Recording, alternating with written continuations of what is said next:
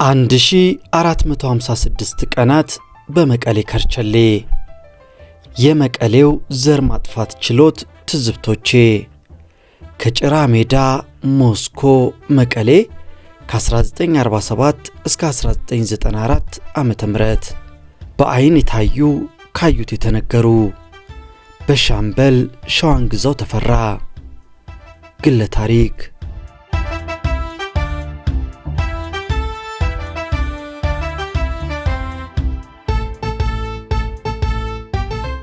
ውድ የኢትዮ ትዝታ ቤተሰቦች የሻምበል ሸዋንግዛው ተፈራ ግለ ታሪክ እጅግ በርካታ ታሪኮች አሉት።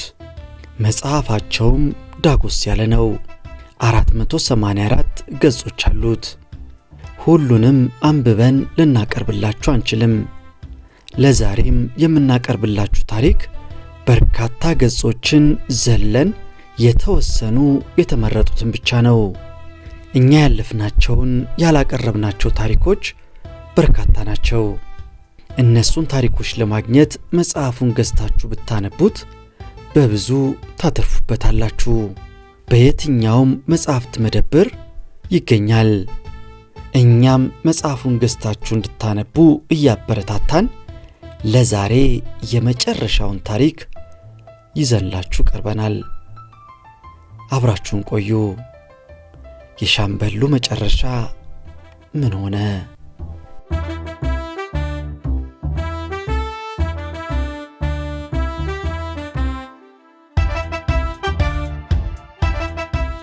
ያልተጠበቀው መልካም ዜና። ልዩ አቃቤ ሕግ 73 የሰው ምስክሮችን አስመዝግቦ ነበር። የቻለውን ያህል በየቀጠሮ አቅርቦ ከ4 ወራት ቀጠሮ በኋላ ቀሪ ምስክሮችን አፈላልጌ ማቅረብ አልቻልኩም፣ ወደፊትም የማገኛቸው አይመስለኝም። ስለዚህ የሰው ምስክር ጨርሻለሁና ለተከታይ ቀጠሮ የሰነድ ማስረጃ እንዳቀርብ ይፈቀድልኝ በማለት ለፍርድ ቤቱ አመለከተ። ወደፊት የሚሆነውን ባናውቅም ለኛ አንድ እፎይታ ነበር። ችሎቱ እንድንናገር እድል ሰጥቶን ስለነበረ ቀጠሮ አጭር እንዲሆንልን አጥብቀን ጠየቅን። ችሎቱ ብዙም ጆሮ አልሰጠንም። ዳኞቹ ከተመካከሩ በኋላ ልዩ አቃቤ ሕግ አሉኝ የሚላቸውን የሰነድ ማስረጃዎች ለሬጅስትራር እንዲያቀርብ፣ ሬጅስትራርም የቀረበለትን የሰነድ ማስረጃ ከዋናው ጋር በማገናዘብ ለፍርድ ቤቱ እንዲያቀርብ፣ የተገናዘበውም ሰነድ በማረሚያ ቤት በኩል ለተከሳሾች እንዲደርስ ብይን በመስጠት ለህዳር 13 ቀን 1994 ዓ.ም ቀጠሮ ተሰጥቶ ችሎቱ ተበተነ። አረረም መረረም የውሳኔውን ቀን የሚያቀርበው በመሆኑ የልዩ አቃቤ ሕጉ ጥያቄ በእስረኛው በኩል በአዎንታዊ ታይቷል። ትልቁ ጉጉታችን በልዩ አቃቤ ሕግ ምን አይነት የሰነድ ማስረጃ ያቀርብ ይሆን የሚለው ነበር። እኔ በተከታተልኳቸው ችሎት ላይ የቀረቡ የልዩ አቃቤ ሕግ ምስክሮች እጅግ አብዛኛዎቹ የሰጡት ቃል እከሌ የሚባለው እስረኛ ስሙን እየጠራ ከኔ ጋር ታስሮ ነበር፣ በአንድ ወቅት ካጠገቤ ተጠርቶ ከሄደ በኋላ አልተመለሰም፣ እስካሁንም ድረስ የት እንዳለ አላውቅም፣ አባ ከሌ የሚባለውን እነከሌ ገደሉት ብሎ እከሌ ነግሮኛል ወይም ሲባል ሰምቻለሁ፣ እኔን የመታኝ ወይም የመቱኝ እነከሌ ነበሩ፣ እከሌን ከቢሮ ወይም ከሥራ ቦታ የወሰደው እከሌ ነበር፣ ወስዶ ለማን እንደሰጠው አላውቅም፣ እከሌ እከሌን ሲዝትበት ነበር፣ አቶ ከሌን ከእስር ቤት የወሰደው አቶ ከሌ ነበር፣ ከተወሰደ በኋላ ግን እስካሁን የት እንዳለ አላውቅምና የመሳሰሉት ነበሩ። የሚገርመው ነገር የልዩ አቃቤ ሕግ ምስክሮች ነገሩ ወይም ድርጊቱ ሲፈጸም አይተዋል ያሏቸውን ሰዎች ልዩ አቃቤ ሕግ አቅርቦ ሲያስመሰክርም ሆነ ፍርድ ቤቱም እንዲያቀርብ ሲያዝ አልሰማሁም፣ አላየሁም። በዚህ አይነት የምስክርነት ቃል ፍርድ ቤቱ የጥፋተኝነት ውሳኔ ሲሰጥ ተመልክቻለሁ። በዚህም ሳቢያ ለትክክለኛ ውሳኔ መገኘት ትልቅ ስጋት አድሮብኝ ነበር።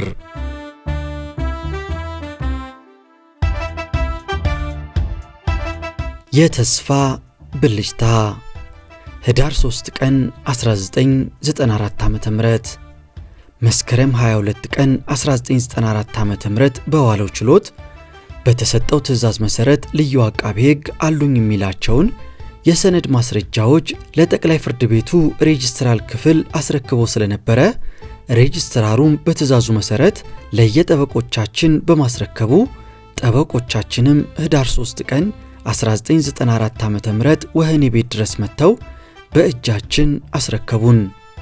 እኔም በጠበቃዬ በኩል ከ300 ገጾች በላይ የሰነድ ማስረጃ ደረሰኝ። ሰነዱን ለማየት ቸኩዬ ስለነበር ከጠበቃዬ እንደተቀበልኩ እዚያው ላይ ገልበጥ አደረግኩት። በአይኔ ያየሁትን ማመን አልቻልኩም። አሁንም በወፍ በረር ገልበጥ አደረግኩት። መልሼ ዘጋሁት። ለጠበቃዬ ብዙም ጊዜ ሳልሰጠው አሰናበትኩት። እሱም ቀደም ብሎ ሰነዱን ተመልክቶት ስለነበረ ልብ የሚያሞቅ ተስፋ ሰጥቶኝ ሄደ። ሰነዱን ስቀበል የምሳ ሰዓት ቢሆንም ይህንን አንድ ባንድ አገላብጬ ቁርጡን እስከማውቅ የምግብ ፍላጎቴ ድራሹ ጠፋ።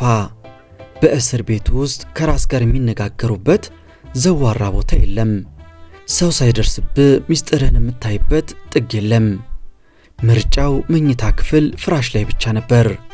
እኔም ዘልዬ ፍራሽ ላይ ተሳፍሬ ያንን ሰነድ ደህና አድርጌ በአይኔና በአእምሮ ያረስኩት፣ በረበርኩት፣ እንደ ጉድ ስቄ ፉታልኩት።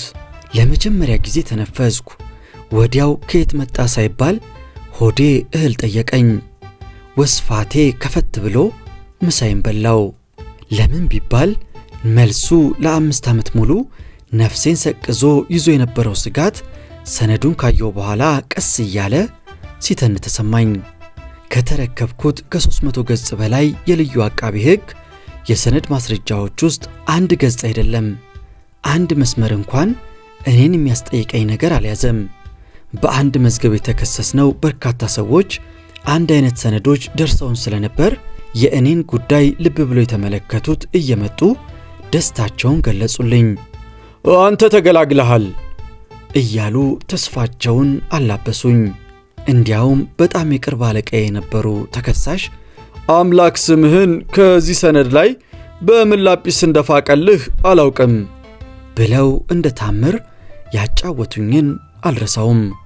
እውነት ለመናገር በዚያ በእብድ ዘመንና ባልበሰለ አእምሮዬ ምን ሰርቼ እንደነበረ ለማስታወስ አልቻልኩም። የት ውዬ የት እንዳደርኩ ትግራይን ሳስስ ውዬ ምን እየሰራው እንደተመለስኩ ለማወቅ የጊዜው ርዝመት አልፈቀደልኝም ነበር።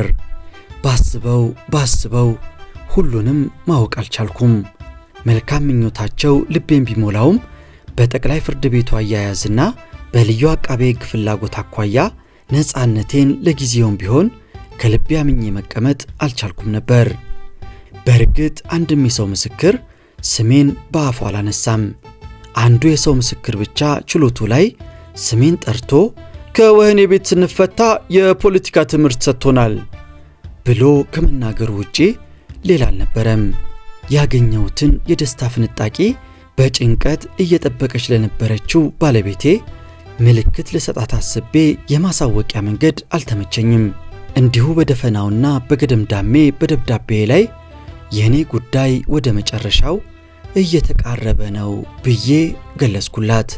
ንግግሩ ድፍን በመሆኑ በደግም በመጥፎም ይተረጎማል። ክፉም ሆነ ደግ ቁርጡን ትፈልገዋለች። ዋል ሰንበት ሲል አዳዲስ ሐሳብ መጣልኝ። የተከፈተልኝን ነፃ የመውጫ ቀዳዳ እንዴት በርግጄ እግሬን ከዚህ ሰቆቃ ላውጣው የሚል ነበር። ከምቀርባቸው የድሮ አለቆቼ ጋር ተማከርኩ። ከፍተኛ ልምድ ያላቸው ነበሩ። ዛሬ ሁሉም በሕይወት የሉም። እጅግ ጠቃሚ ሐሳብ ለገሱኝ። ያንተ ጉዳይ እኮ አልቋል። ስላልተመሰከረብህና የሰነድ ማስረጃም ስላልቀረበብህ ፍርድ ቤቱ በነፃ ያሰናብተኝ ብለህ የጽሑፍ ማመልከቻ ለችሎቱ አቅርብ ብለው መከሩኝ። ምክሩንም ተጠቀምኩበት።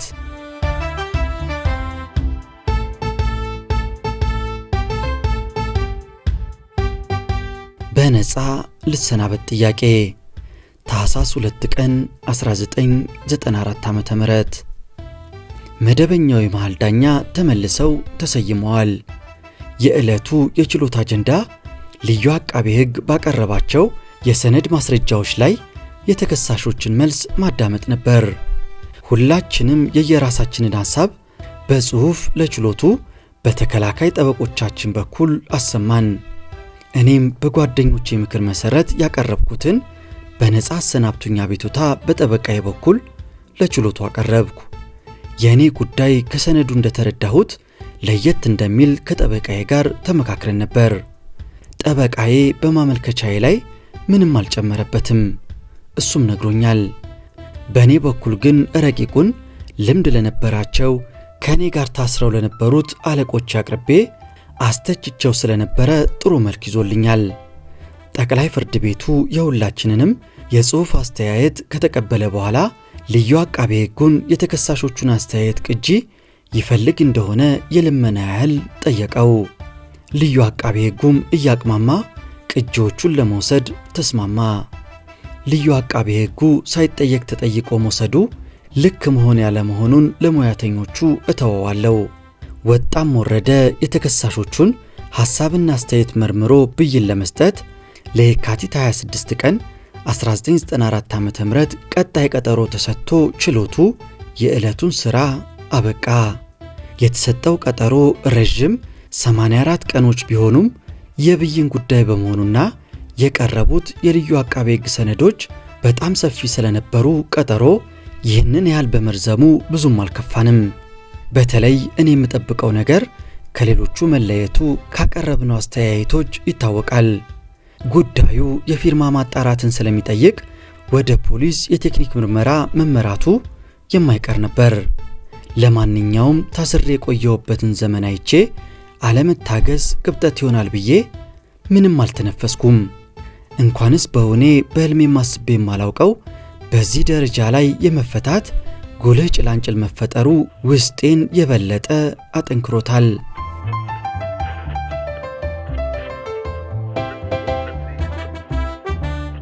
እስረኛና ሕልም። እስረኛ ሁሉ ሌሊቱን ያልማል፣ ቅዠቱንም እንደ ሕልሙ ይቆጥረዋል። የጨነቀው በገሃዱ ዓለም ተስፋ ሲያጣ አንድ ሕልም አሳየኝ እያለ ይማጸናል። ከእስረኞቹ መካከል በእስረኛው በጥሩ ሕልም ፈቺነታቸው የሚታመንባቸው ነበሩ። አንዱ ለሌላው ያለመለትን ሲነጋ በሥርዓት ይነግረዋል፣ አድማጩም በሥርዓት ያዳምጠዋል። የቡና ሥርዓትም ሊዘጋጅ ይችላል። በዚህ ቀልድ አልነበረም። ሰው ለየራሱም ያልማል። እኔም አንዱ ያለመልኝን ነግሮኝ ነበር። የሁሉም ሕልም ማጠንጠኛ ከእስር ስለመፈታት የሚያመለክተውን ወገን መስማት ነበር። ብዙዎቹ ሕልሞች ሲፈቱ ፍትሕንና ከእስር መፈታትን የሚያበስሩ እንጂ ወደ ክፉ ሲተረጎሙ አልሰማሁም። አንዳንድ ጊዜ ሕልም ፈቺው የሕልሙን ፍቺ ለመግለጽ ሲሰጋ በጥቅሉ ጸሎት ግበር ወይም ጸሎት አድርግ ይለዋል። ከመካከላችን አንዳንዶቹ ጨርሶ ሕልም የሚባል ነገር አይቼ አላውቅም የሚሉም ነበሩ። በጥቅሉ ግን ሕልም በእስረኛው ሕይወት ውስጥ የሚጫወተው የሥነ ልቦናዊ ሚና ቀላል አለመሆኑን ተረድቻለሁ። በእኔ በኩል ግን ብዙ ጊዜ የማለመው በቀን ከራሴ ጋር ስነጋገር የዋልኩትንና በእውንም አውቀውን ነገር ብቻ ሲሆን ሥራ ያጣች መነኩሴ ቆባን ቀዳ ትሰፋለች እንደሚባለው ያለምኳቸውን ሁሉ ለሪከርድ ያህል በወጉ መስግቤያቸዋለሁ።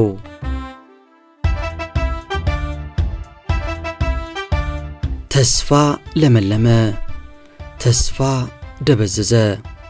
ያለ ፍርድ ረዥም ዘመን የታሰረ ሰው ምን ብርቱ ቢሆን በስጋት መክሳቱ መጥቆሩና መጠውለጉ አይቀርም።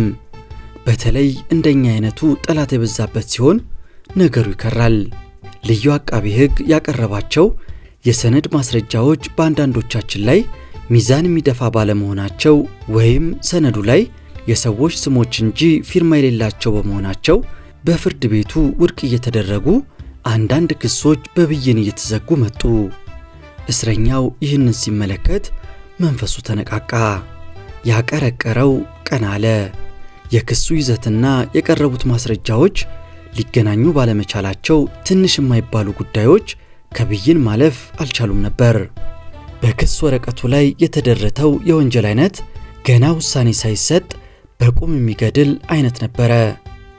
አሁን የክሱን ሁኔታ በሐሳብ ወደ ኋላ ተጉዤ ሳስበው ህወሓት የደርግ ዘመን ባለስልጣናት በሙሉ በማንኛውም ሁኔታ መቀጣት አለባቸው ብሎ በማመኑ ገና ጉዳዩን የሚከታተል ልዩ አቃቤ ሕግና ፍርድ ቤቶች ሳይሰይም አግበስብሶ ያሰረን ሁሉንም ሰው በፈለገው ልክ ለማስቀጣት የሚችለው የረባ ማስረጃ እንደማይኖረው በመገመቱ ከፍርድ በፊት ለዓመታት አስሮ ማንገላታትና መበቀልን መርጦ ነበር ብዬ እንዳምን አድርጎኛል። የብዙዎቹን የልዩ አቃቤ ሕግ የሰነድ ማስረጃዎች አገላብጬ ተመልክቻለሁ። ያለማጋነን ብዙዎቹ ሰነዶች የሚያሳዩት ትዕዛዝ ለመስጠት ስልጣን ባለው አካል የጽሑፍ ትዕዛዝ መሰረት ተከሳሾች ተጠርጣሪዎችን መርምረው ለአዘዛቸው አካል የውሳኔ ሐሳብ ማቅረባቸው ብቻ ነበር። የውሳኔ ሐሳብ በማቅረባቸው ብቻ እስከ 25 ዓመት እስራት የተፈረደባቸው ትንሽ አልነበሩም።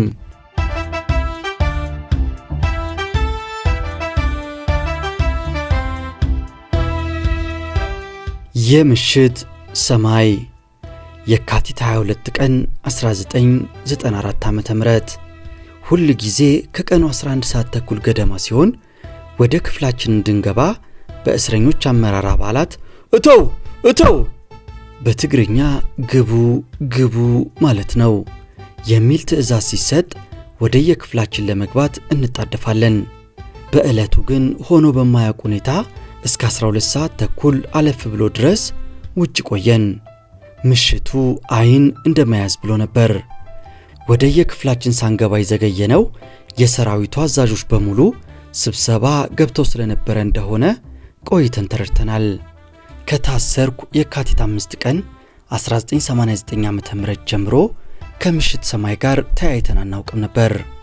በዚያ ምሽት ከዋክብቱ ፍንትው ብለው ሰማይ ላይ ይታዩ ነበር። አይቻቸው እንደማላቅ አንጋጥጬ ተመለከትኳቸው። ብርቅ ሆኑብኝ። በወታደርነቴ ዘመን በስልጠና ላይ ያጠናኋቸው የሰሜን አቅጣጫ አመልካች ኮከቦች በሰማይ ላይ ፈልጌ ያገኘኋቸው። ብዙዎቻችን ወታደሮች ስለነበርን በምሽት ሰሜን አቅጣጫ ጠቋሚ ኮከቦችን ሰማይ ላይ ያሰስን አንዳችን ለሌላችን እናመላክት ነበር። ሁላችንም በብርሃን ወደ ክፍላችን ገብተን በብርሃን ከክፍል ስንወጣ ከ5 እስከ 10 ዓመት ስለሆነን ምሽቱ ብርቃችን ነበር። ከመግባት አይቀረምና እተው የሚል አስፈሪ የኮሮች ትዕዛዝ በወጋችን መሃል ሰብሮ በመግባቱ ሰማዩን ተሰናብተን ወደ የጎሪያችን ተመምን።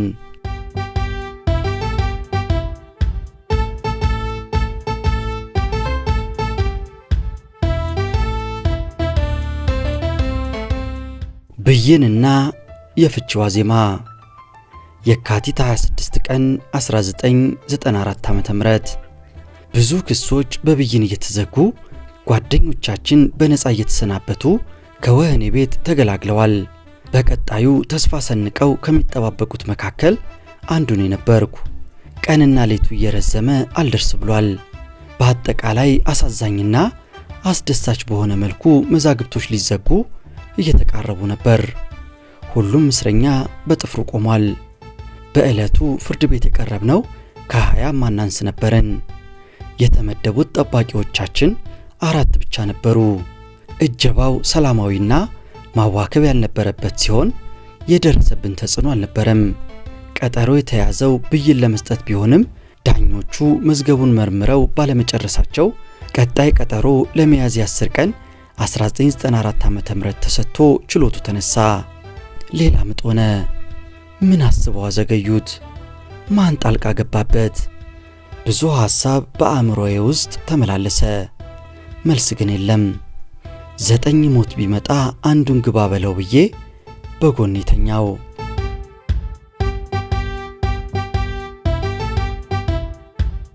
የህብስትና አምባሻ ክምር ሚያዝያ 26 ቀን 1994 ዓ.ም እንደ ነገ ፋሲካ ሊሆን ሚያዝያ 27 ቀን 1994 ዓ.ም በዋዜማው ቅዳሜ እስረኛ ሁሉ በአቅሙ ተፍተፍ ይላል። አክፋዮች መግደፊያ ተልባ ያዘጋጃሉ። ያቅሙን ያህል ብዙ አክፋይና ጾመኛ እስረኞች ነበሩ። 3 ቀን ሙሉ የሚያከፍሉ ጠንካራ ኦርቶዶክሳውያን ነበሩ። ትዝ ከሚሉኝ መካከል መምህር አጽባሃ፣ መቶ አለቃ ትእዛዙ ኮሬና አቶ ተስፋሁነኝ በቀለ ዋና ዋናዎቹ ነበሩ። ለጸሎተ ሐሙስ ማታ አልቀምሰው ቅዳሜ ሌሊት የሚገድፉ ብርቱ አክፋዮች ነበሩ። ብርታታቸው ይገርመኝ ነበር። በፋሲካ ዋዜማ የቤተሰብ ጥያቄ ስለነበር እስረኛን ለመጠየቅ ቤተሰብ እንደ ጎርፍ መጥቶ ነበር። ከቤተሰብ ያልመጣ ነገር አልነበረም። ቄጤማ፣ ህብስት፣ አምባሻ፣ ሰማሃል፣ ፋንዲሻና ወዘተ ወደ ግቢያችን የገባው ስፍር ቁጥር አልነበረውም። እኔ ቁጭ ብዬ ከመታዘብ በስተቀር ወደ እኔ የመጣ ነገር አልነበረም። ቤተሰብ ከተሸኘ በኋላ ህብስቱና አምባሻው የተሸፈነበት ነጭ ዳንቴል እየተገለጠ አምባሻው እየተሸነሸነ ለእስረኛው ታደለ። ህብስቱ በምን እንደበሰለ መገመት አስቸጋሪ ነው። የህብስት ባለቤቶች ያለ ስስት እየገመሱ ለእስረኛው አደሉት። አከፋፋዮቹ ብዛታቸው ትንሽ ሲሆን እንደ ጥይት እየበረሩ አዳረሱት። ህብስት ያመጣልኝ ቤተሰብ ባይኖረኝም ከ4 የእስር ጓደኞቼ የሰማይ ስባሪ የሚያክል ህብስት መጥቶልኝ እስከ 3 ቀን ተመግቤያለሁ። በማግስቱ ቀኑ ትንሣኤ ስለነበር በየክፍሉ እየተጠራው ዶሮ ወጥ፣ ጠላ፣ የበግ ዱለት፣ ቡና ተጋብዤ በዓሉን በፈንጠዝያ አሳለፍኩት። ሆኖም ልቤ ወደ ልጆቼና ባለቤቴ መገስገሱ አልቀረም። በዓሉን በምን ሁኔታ እንዳሳለፉት አላውቅም። ባሏ የታሰረባት ሴትና አባታቸው የታሰረባቸው ልጆች በምን ሁኔታ በዓልን እንደሚያሳልፉ ለማንም ግልጽ ነው። ቤታቸው ቢሞላም እንኳን ጉድለቱ በጋር ይታያቸዋል። የክርክሩ ሁኔታ የተለየ የፍቺ ጭላንጭል አሳይቶኝ ስለነበረ ለሚቀጥለው ዓመት አብሬያቸው እንደምሆን በማለም ዕለቱ አለፈ። የወህኒ ቤቱ አስተዳዳሪ አቶ ኃይሉ ነጋሽና ምክትል አስተዳዳሪው ቄስ ታደሰ ደስታ በየማደሪያችን በመዞር እንኳን ለብርሃነ ትንሣኤው አደረሳችሁ እያሉ ጎብኝተውናል።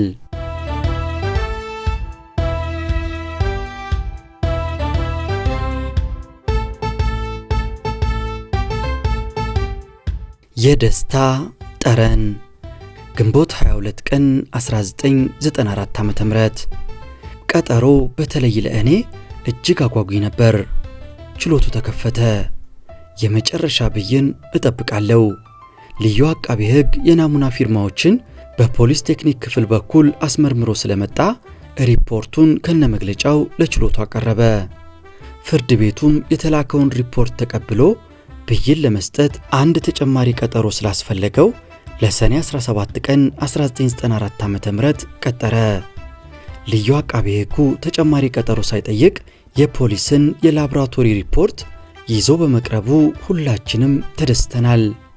ፊርማዎችን የሚያመሳክረው የፖሊስ ላቦራቶሪ ሪፖርት ለፍርድ ቤቱ ሲቀርብ ለተከሳሾችም ቅጂው ደርሶን ስለነበረ ልዩ አቃቤ ሕግ ባቀረባቸው የሰነድ ማስረጃዎች ውስጥ ከነበሩት ፊርማዎች ውስጥ አንዱም የኔ ያለመሆናቸውን ሪፖርቱ አረጋግጧል።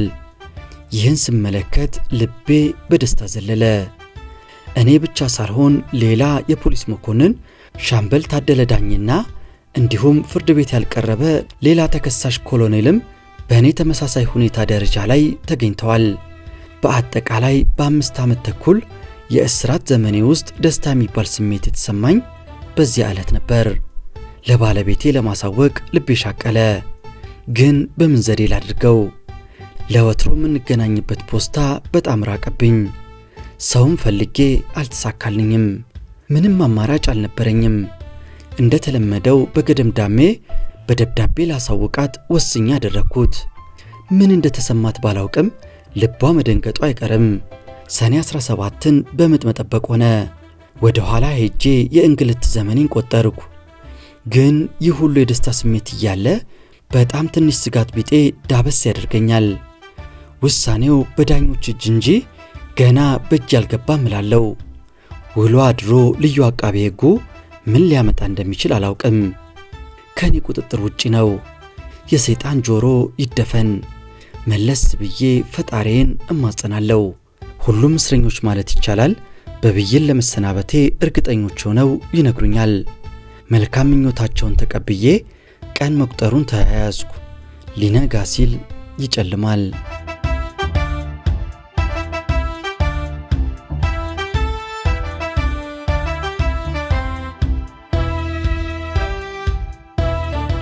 ፍርድ ቤት ሳይቀርቡና ቀርበው በነጻ የተሰናበቱ። ህወሓት ኢህአዴግ ትግራይን ተቆጣጥሮ ወደ አዲስ አበባ ሲገሰግስ በየፊልሚያው የሚያገኛቸውን ጠቋሚዎቻቸው የነገሯቸውንና አድኖ የያዛቸውን የመንግስት የህዝባዊ ድርጅትና የኢሰፓ ባለስልጣናት በየቦታው እያሰረ መላው ሀገሪቷን ተቆጣጥሯል። ቀደም ባለው ምዕራፍ ላይ የዘረዘርኳቸውን ረጅም ዓመታት ታስረው ፍርድ ቤት ሳይቀርቡ የተፈቱትን የአንበሳው 3ኛ ክፍለ ጦር መኮንኖችን ሳይጨምር በችሎት የክስ ወረቀት ታድሏቸውና ተገቢውን ክርክር አድርገው እስከ ሰኔ 17 ቀን 1994 ዓ.ም ድረስ ከመቀሌ ወህኒ ቤት ወይም እኔ መቀሌ ወህኒ ቤት ከገባው ሐምሌ ወር 1991 ዓ.ም እስከ ሰኔ 1994 ዓ.ም ድረስ ብቻ በብይን የተሰናበቱ ወይም እኔ ማስታወሳቸው የዘር ማጥፋት ወንጀል ተከሳሾች የሚከተሉት ነበሩ። ከረጅም እስራት በኋላ በነጻ የተሰናበቱት የተጓደለ ፍትህ ሰለባዎች በታሰሩበት ወቅት ቤተሰቦቻቸውን ከበቂ በላይ የሚያስተዳድሩበት ሥራ የነበራቸው፣ ልጆቻቸውን የሚያስተምሩና የተመቻቸ ሕይወት የነበራቸው ሰዎች ነበሩ። ባልተጣራ ሁኔታ ጉልበተኛው ልዩ አቃቤ ሕግ ጽሕፈት ቤት ቦታ ሳይመርጥ እየለቀመ ሲያስራቸው ኑሯቸውን አፈር ውስጥ ለወሰው፣ ከሰው በታች አደረጋቸው። ትንሽ እንኳን ለሰው ሕይወት የሚጨነቅ ቢሆን ኖሮ እንዳሰራቸው ወዲያውኑ የራሱን የመጀመሪያ ዙር ማጣሪያት አድርጎ ተጠርጣሪዎች እንዲፈቱ ለፍርድ ቤቱ ያቀረበውን የፖሊስ ቴክኒክ ማስረጃ ወይም ውጤት ለራሱ በመያዝ ይህንን ያህል ዘመን በወህኒ ሳይማቀቁ በበቂ ዋስ በመልቀቅ ሕይወታቸው ከጥቅም ውጪ እንዳይሆን ማድረግ ይችል ነበር ብዬ አምናለሁ። የእስራቱ ዓላማ ለፍትህ ሳይሆን በፍትህ ሽፋን በቀል ስለነበረ የሆነ ሁሉ ሆነ። ያለ ዕዳቸው ወህኒ ቤት ፍዳቸውን ቆጥረው በነጻ ሲሰናበቱ ሕይወታቸው ሲታሰሩ ጥለውት እንደመጡት ብዙ ነገር ተመሰቃቅሎ እንደሚጠብቃቸው ሳይታለም የተፈታ ነው። ንጽህናውን የሚያውቅ ሁሉ በቅድሚያ እንዲጣራለት በቤተሰቡ አማካኝነት አቃቤ ሕግ ጽሕፈት ቤት ጫማው እስከሚያልቅ ድረስ የተመላለሰውንና ሰሚ ያጣውን መጨረሻ ላይም እንደ አቤቱታው ሆኖ የተገኘውን ሀገር ያውቀዋል።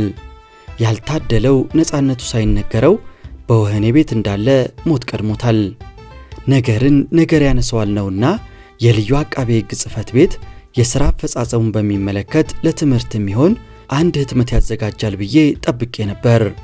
ሹሙም በአንድ ወቅት በሕዝብ ተወካዮች ምክር ቤት ፊት ቀርበው ይህንኑ ሲናገሩ ሰምቻቸው ነበር።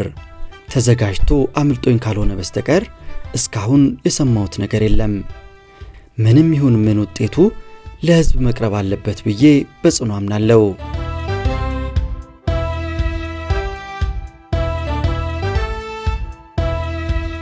አንድ 1456 ቀናት ቤቴ ሰኔ 17 ቀን 1994 ዓ.ም ዕለተ ነጻነት።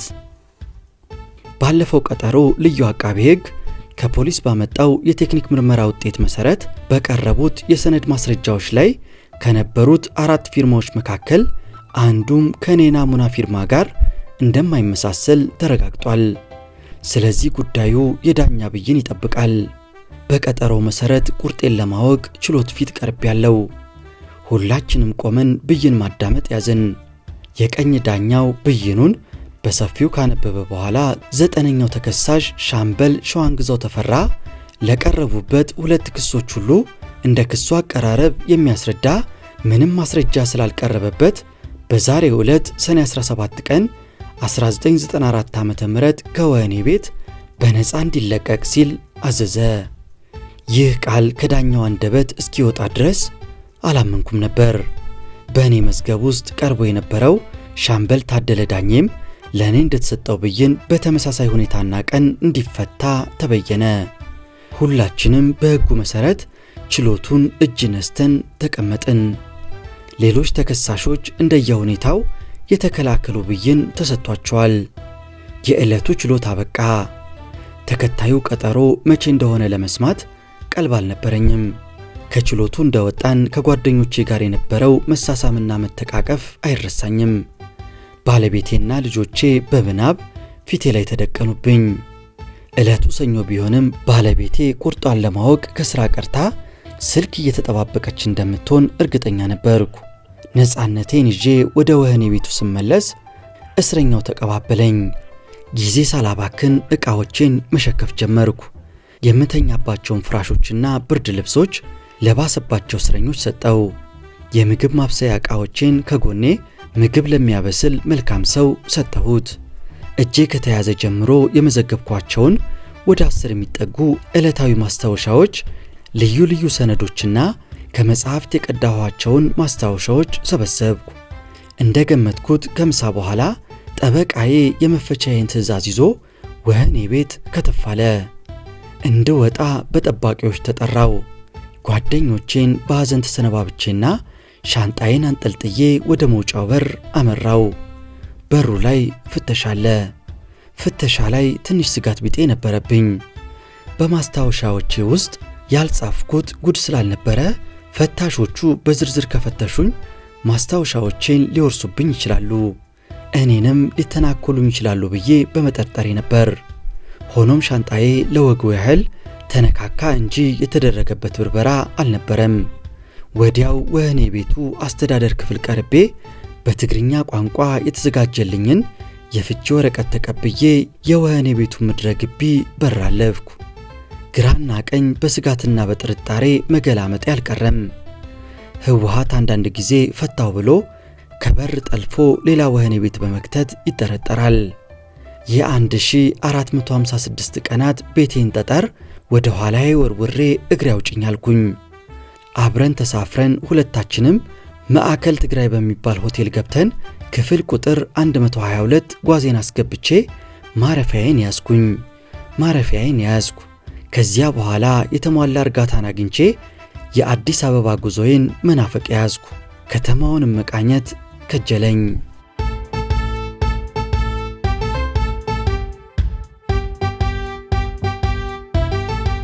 260 ብር በፈጣሪ ድጋፍ ከችሎት በድል ተመልሼ ጓዜን እየሸከፍኩ ያለው በመሃል ብርጋዴር ጄኔራል ጥላሁን ደምሴ የእስር ባልደረባዬ በአይናቸው ጠቀሱኝ።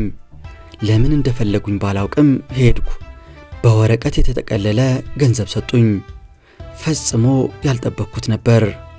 ከገንዘቡ ጋር የስም ዝርዝር ተያይዟል። ዝርዝሩን አነበብኩት። ገንዘቡን ስቆጥረው 260 ብር ነበር። መሳፈሪያ የሆነ ብለው ከዕለት ጉርሳቸው ላይ ቀንሰው ያደረጉልኝ ትልቅ ውለታ ነበር። አመስግኜ ተቀበልኩ። በወቅቱ ትንሽ ገንዘብ አልነበረም። እጅግ በጣም ልቤን ነካው። እነሱ በችግር ላይ ሆነው ወደ ቤተሰብ ለሚሄድ ሰው በጉዞ ላይ እንዳይቸገር በማሰብ የተወጡት የሞራል ግዴታ ነበር። ሁሉም የፖሊስ መኮንኖች ናቸው። በሰላሙ ጊዜ አብረን ሰርተናል። ከትልልቆቹ የሥራ ትዕዛዝ እየተቀበልኩ ፈጽሜያለሁ።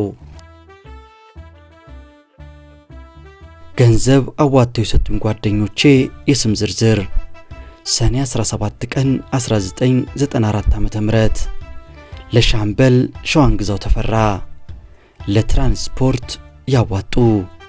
አንደኛ ብርጋዴር ጄኔራል ጥላሁን ደምሴ 50 ብር። ሁለተኛ ጄኔራል አንዳርጌ መሸሻ 50 ብር። ሶስተኛ ኮሎኔል ፍቃደ ዋኬኔ 50 ብር። አራተኛ ኮሎኔል በየነ ባልቻ 50 ብር። አምስተኛ ሻምበል አትክልት ወልደ ጻዲቅ 30 ብር። ስድስተኛ ኮሎኔል ፍስሐ አካለ 20 ብር። ሰባተኛ ኮሎኔል የማታ ፀሐይ አባይ 10 ብር። ጠቅላላ 260 ብር ተዋቶ ተሰጥቶኛል።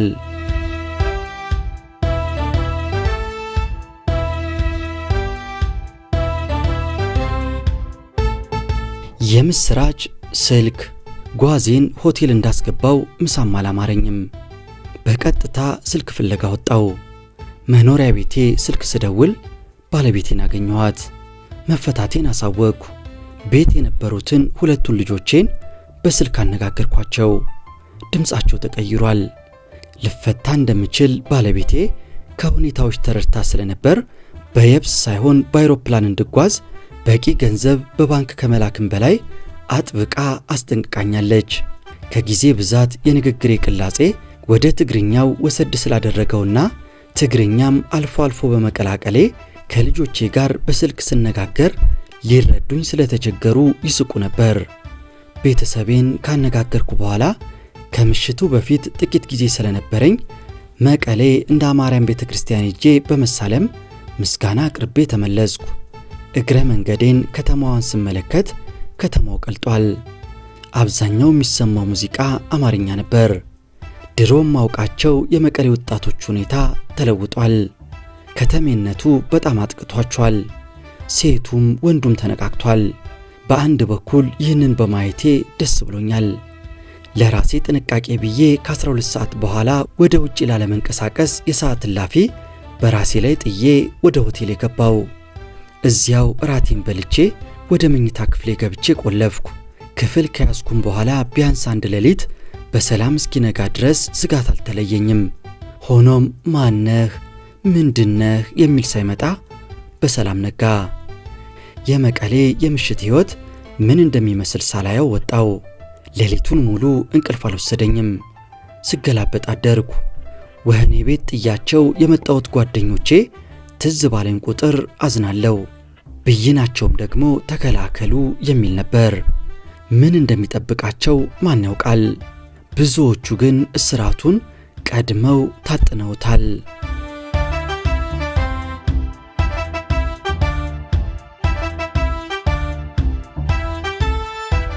ደጅ ጥናት በአየር መንገድ ቢሮ። ወደ ሚስቴና ልጆቼ ለመሄድ ልቤ ስለቆመ በተፈታው ዕለት ከምሳ በኋላ ወደ አየር መንገድ ቢሮ አመራው። ከሰኔ 21 ቀን 1994 ዓ.ም በፊት ትኬት እንደሌለ አረዱኝ። አጥብቄ ለመንኩ። ከእስር ተፈትቼ ነው። ከልጆቼ ከተለያየው ከ4 ዓመት በላይ ሆኖኛል። እባክህ እርዳኝ ብለው አስተናጋጁ ነገሬን ከጎን ጎኑ ሊያገላብጠው አልቻለም። በማግስቱም ተመላልሼ የልመና ያህል ጠየቅኩት። እንዲያውም ፊት ለፊቱ ተቀምጬ እያለው እኔን ላለማየት አይኑን የሚያሳርፍበት እስከሚያጣ ድረስ ሲቸገር ተመለከትኩ። በስልክም ተማጸንኩት። ፍንክች የአባቢላዋ ልጅ ሆነ። በእውነት ተበሳጨው። ምን አይነቱ ጨካኝ ነው ብዬ በሆዴ ረገምኩት። በአንድ ቀን አዲስ አበባ የሚገባ አነስተኛ መኪና ስላለ እንድሞክር ሰዎች መከሩኝ። ነገር ግን የባለቤቴ ማስጠንቀቂያ ስላለብኝ አልሞከርኩትም። አማራጭ ስላጣው ሰኔ 17 ቀን ተፈትቼ ለሰኔ 21 ቀን 1994 ዓ.ም የጉዞ ትኬት ለመቁረጥ ተስማምቼ ምዝገባ ጨረስኩ። 4 ቀን ሙሉ መቀሌ ያለ ሥራ ቦዘንኩ።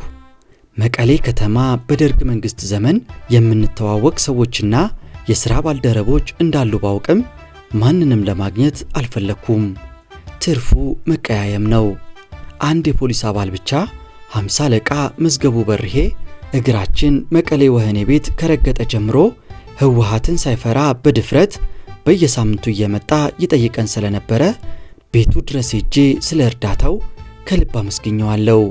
በጣም ቁም ነገረኛ ሰው ነው።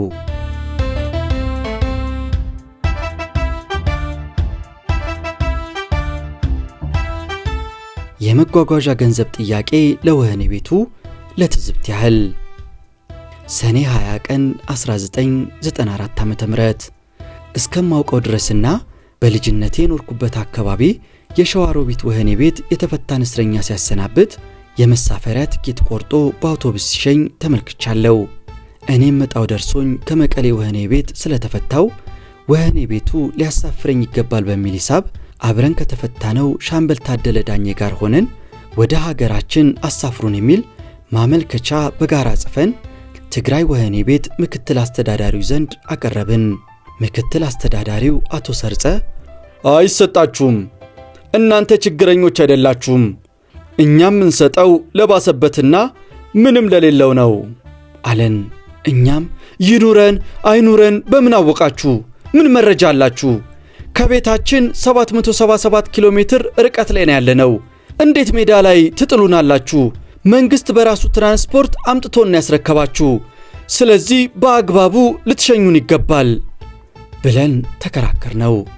ምክትል አስተዳዳሪው ግን ከአቋሙ ፍንክች ማለት አልቻለም። በነበረን መረጃ ለሌሎች መሳፈሪያ ገንዘብ እየሰጡ ማሰናበታቸውን ሰምተናል።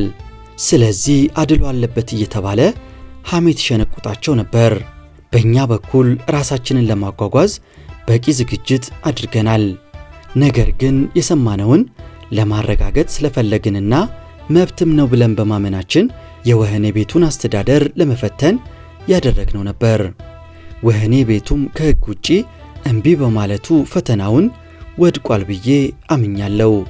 ጥያቄያችን መልስ እንደማያገኝ ስንረዳ ከመንግስት የተቀበላችሁትን የሕግ እስረኛ ስትፈቱ በአግባቡ መሸኘት ሲገባችሁ ብትፈልጉ ሂዱ፣ ባትፈልጉ የትም ድረሱ ብላችሁ ለጅብ ስለሰጣችሁን እናመሰግናለን ብዬ ተናግሬ ቢሮውን ለቀን ወጣን።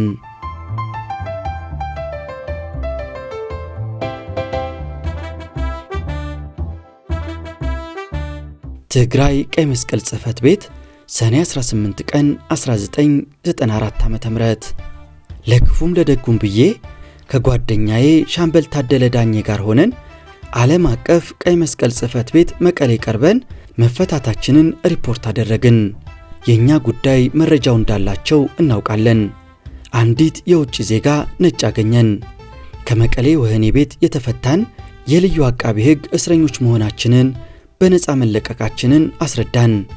ስማችንን ጠየቀች። እኔ የቀይ መስቀል ምዝገባ ካርዴን አሳየው።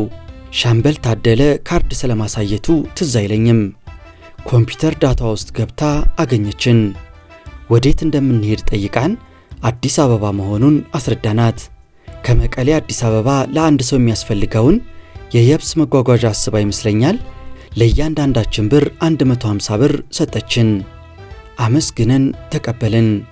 በወቅቱ ትንሽ ገንዘብ አልነበረም።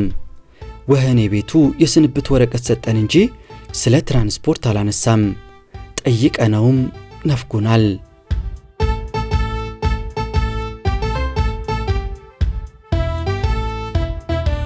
ከእስረኛነት ወደ እስረኛ ጠያቂነት ሰኔ 19 ቀን 1994 ዓ.ም። ወጉ አይቀርምና ነፃነት ተገኝቶ ትግራይን ከመልቀቄ በፊት የእስር ቤት ጓደኞቻችንን ለመጨረሻ ጊዜ ለመሰናበት ከሻምበል ታደለ ጋር ሆነን ብርቱካን ገዝተን ወደ ወህኒ ቤት አመራን። መቼም ስጋት ተለይቶኝ አያውቅም።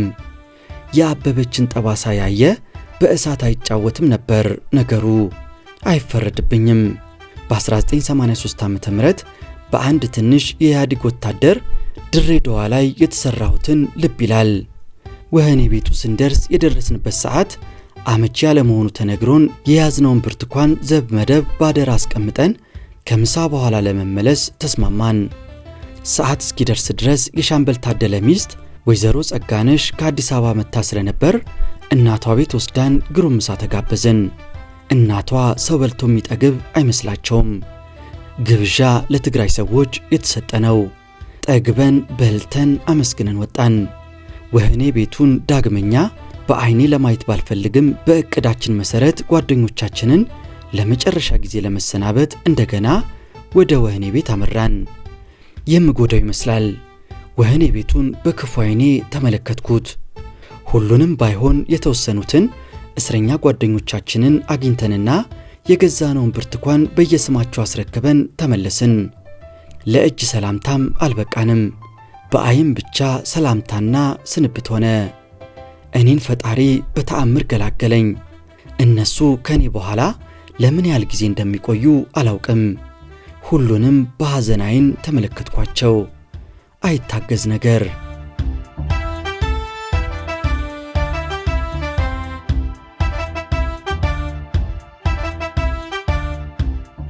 ማስረጃ ፍለጋ። በወህኒ ቤቱ የተሰጠን የፍቺ ወረቀት ቢኖርም የችሎቱ ውሳኔ ወይም ብይን ማግኘት ጠቃሚ ነው ብለን በማመን እንዲሁም መብትም ነው ብለን በማሰባችን ሰነዱን ለማግኘት ማመልከቻ ጽፈን ወደ ትግራይ ክልል ጠቅላይ ፍርድ ቤት አመራን። ዕለቱ ሰኔ 18 ወይም 19 ቀን 1994 ዓ.ም ይመስለኛል። ማመልከቻውን የጻፍነው በአማርኛ በመሆኑ ማመልከቻውን የተቀበሉን የሬጅስትራር ቢሮዋ ወይዘሮ በጣም ከፋቸው። ማመልከቻውን ወደ ትግርኛ ለውጡ ለማለት ዳዳቸው። ትግርኛ እንደማንናገርና እንደማንጽፍ አስረድተን በቅሬታ ተቀበሉን። ለመልሱ የግማሽ ቀን ቀጠሮ ተሰጥቶን ተመለስን። በቀጠሯችን መሰረት የችሎቱ ሂደትና ብይን ለሁለታችንም ለየብቻ በአማርኛ ተዘጋጅቶ ተሰጠን። ስለፈጣን መስተንግዷቸው አመስግነን ወጣን። የመቀሌ ቆይታዬ እየተገባደደ ስለመጣ የአየር ትኬቴን ቆርጬ ተቀምጫለሁ።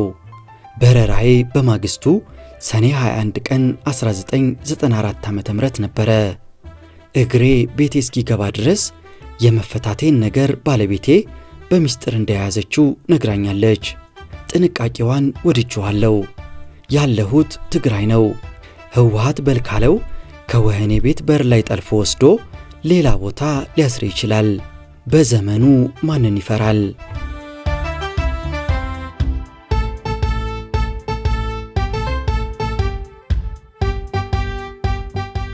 በረራ ወደ አዲስ አበባ በነጻነት ጉዞ ሰኔ 21 ቀን 1994 ዓ.ም። የአየር ጉዞ ትኬቴን ይዣለሁ። በረራዬም ከምሳ በኋላ ነው። በባለቤቴ ጓደኛ በኩል የተገኘ የመቀሌ ዘመድ ባቀረበልኝ ተሽከርካሪ ሻንጣዬን ጭኜ ወደ አሉላ አባ ነጋ አየር ማረፊያ መቀሌ ገሰገዝኩ። አውሮፕላን ማረፊያው ከመቀሌ ከተማ በ12 ኪሎ ሜትር ይርቃል። ድሮ የነበረው አሮጌ አውሮፕላን ማረፊያ ወደ ዘመናዊነት ተለውጧል። ጓዜ ከሚፈቀድልኝ ኪሎ በላይ ስለነበረ ለልዩነቱ ተገቢውን ክፍያ ከፍዬና ከፍተሻ በኋላ ወደ ውስጥ ገብቼ እንደተሳፈርኩ ጄቱ ተተኩሶ መሬቱን በመልቀቅ አየር ላይ ተፈናጠጠ። በሆዴ ደህና ሰንብቼ መቀሌ ያልኩ። ከአንድ ሰዓት በረራ በኋላ ቦሌ አውሮፕላን ማረፊያ ሳርፍ ሌላ ደስታ ነበር። የአየር ማረፊያውን ሕንፃ ለቅቄ ስወጣ ባለቤቴ ከአንዲት ጎረቤቷ ወይዘሮ ምህረት ጋር ትጠብቀኝ ስለነበረ ባዘጋጁልኝ ተሽከርካሪ ተሳፍሬ ወደ ቤቴ ያቀናው። ከቤቴ ከወጣው 5 ዓመት ከ6 ወራትና 26 ቀናት በኋላ የቤቴን አጥር በር አልፌ ሳሎን ገባው። ከባለቤቴ ጋር ቦሌ አውሮፕላን ጣቢያ የተቀበለችኝ መልካም ጎረቤቴ ሳሎን ውስጥ ቆማ እልልታዋን አስነካችው። የባለቤቴ እህት የደስታ እንባዋ ቀደማት። ቤቴ በደስታና ሁካታ ተሞላ። ልጆቼ በሰልፍ ተረባረቡብኝ። ቤቴን እንደ ሞቅ አገኘሁት። ጎረቤት ፈሰሰብኝ። አስቀያሚው የሕይወት ጉዞ እዚህ ላይ ተዘጋ ይሉናል ሻምበል ሸዋንግዛው ተፈራ። ሻምበል ሸዋንግዛው ተፈራ በመጨረሻም ማጠቃለያ ብለው ባሰፈሩት ጽሑፍ ላይ እንደዚህ ይላሉ። ተሸናፊ ምንጊዜም ቢሆን በአሸናፊው ዘንድ ወንጀለኛ ነው። በቀይ ሽብር በዘር ማጥፋት ወንጀል ትጠየቃለህ ተብዬ በአሸናፊው ወገን ችሎት ላይ ስቀርብ ያዘንኩበትና ወደፊትም እንዳዘንኩ የምኖርበት ጉዳይ በመጠየቅ አይደለም። ኢየሱስ ክርስቶስ ወደ ምድር ወርዶ በሚያስተምርበት ጊዜ ጻፎችና ፈሪሳውያን ሲፈትኑት የሰጠው ምላሽ በዮሐንስ ወንጌል ምዕራፍ 8 ከቁጥር 3 እስከ 8 እንደሚከተለው ተጠቅሷል። መምህር ሆይ ይህች ሴት ስታመነዝር ተገኝታ ተያዘች። ሙሴም እንደነዚህ ያሉት እንዲወገሩ በሕግ አዘዘን። አንተስ ስለ እርሷ ምን ትላለህ አሉት። መላልሰው በጠየቁት ጊዜ ቀና ብሎ ከእናንተ ኃጢአት የሌለበት አስቀድሞ በድንጋይ ውገራት አላቸው። እነሱም ይህን ሲሰሙ ሕሊናቸው ወቀሳቸውና ከሽማግሌዎች ጀምሮ እስከ ኋለኞቹ አንዳንድ እያሉ ወጡ ይላል። ክርስቶስ ፍትህን በሚመለከት የገለጠበት ኃይለ ቃል በከሳሻችን መንግሥት ሕሊና ውስጥ ጭላንጭልም አለመታየቱ አሳዛኝ ነበር። ክሳችን በነጻ ፍርድ ቤት እንዲታይ ፍላጎት አልነበረውም። አስተያየትም ለመቀበል አዝማሚያ አላሳየም። ፈጽማችኋል ተብለን የተከሰስንበት ድርጊት ህወሓት ኢህአዴግ በረሃ በነበረበት ጊዜና ስልጣን ላይ ከወጣም በኋላ ያልፈጸመው ቢሆን ኖሮ ጠያቂነታቸው በሰው ልጅ አይምሮ ውስጥ ሁነኛ ቦታ ይዞ በተገኘ ነበር። አስተዛዛቢው ነገር የራሳቸው ወገኖች የነበሩትና ከኔ ጋር መቀሌ ከርቸሌ ታስረው የነበሩት የአካባቢው ተወላጆች ሳይቀሩ ያለ ፍርሃት በአደባባይ እንደገለጹት ያለ ፍርድ የተወሰዱ እርምጃዎች በእጃቸው ላይ እየጮሁ የእነሱን ሥራ እንደ ተገቢ በመቁጠር እኛን ግን በራሳቸው የአሸናፊዎች ችሎት ላይ ተጠያቂ አድርገው ማቅረባቸውና ማስፈረዳቸው ነው። እንደ ክርስቶስ የፍትህ አስተምሮ ቢሆን ኖሮ ቢያንስ ዳኝነቱ ላይ መቀመጥ የእነሱ ተግባር መሆን አልነበረበትም። የሁለት ሚዛን ነገርም አይነሳም ነበር። ይህ ቢሆን ኖሮ በወገንተኝነት ችሎታ የተሰጡ የተጋነኑ ፍርዶች በከፍተኛ ደረጃ እንደሚቀንሱ እንዲሁም የነጻ ተሰናባሾች ቁጥርም ቀላል ባልሆነ ነበር ብዬ አስባለሁ። በነጻ ዳኝነት ስም በራስ የዳኝነት አካል እየተጠቀሙ ተቀናቃኝን ማጥቃት የሀገራችን አዙሪት ወይም ድግግሞሽ እንዲሆን እድል መሰጠት የለበትም። እስከ መጨረሻ ይቺ ታላቅ ሀገር ራሱን ገዝሶና ተቆጥቶ የሚስተካከል ወይም መተካት እንደሚኖር የሚያምን ከዜሮ መጀመርን የሚጠየፍ መንግስት እንዲኖራት እመኛለሁ። ህዝብ ምንጊዜም ቢሆን ለውጥን ይሻል። አበቃው። ሻምበል ሸዋንግዛው ተፈራ 1456 ቀናት በመቀሌ ከርቸሌ። የመቀሌው ዘር ማጥፋት ችሎት ትዝብቶቼ ከጭራ ሜዳ ሞስኮ መቀሌ ከ1947 እስከ 1994 ዓመተ ምህረት በአይን የታዩ ካዩት የተነገሩ።